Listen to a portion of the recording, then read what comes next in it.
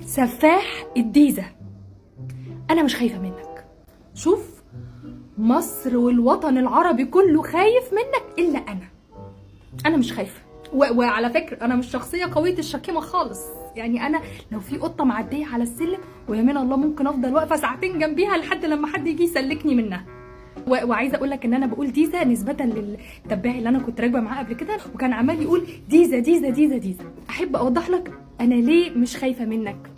يعني حضرتك طالع بشخصيه جابر وهو شغال في الاستيراد والتصدير، حلو ومتجوز عبله وربنا قدرك وقتلتها، ماشي. وطالع كمان بشخصيه يوسف بقى ماله شغال في مصنع الحاج صلاح عبد الله وقتلته هو ومراته، ربنا يستر علينا يا رب.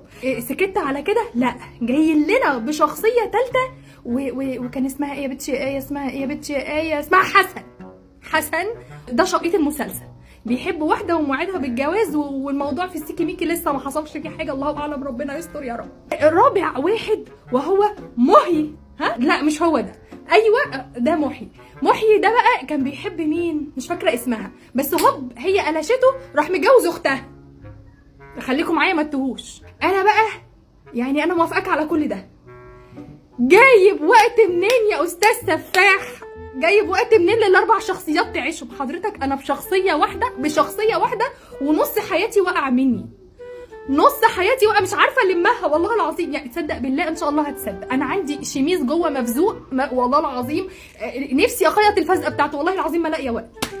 حضرتك انا مش خايفه، يعني الحمد لله ان حضرتك مكانك الديزه وانا الحمد لله مكاني في العبور، فانت في الاربع شخصيات فين بقى وفين لما تجيلي بقى؟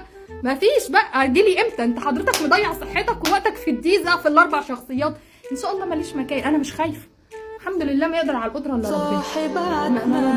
ما بخافش لا.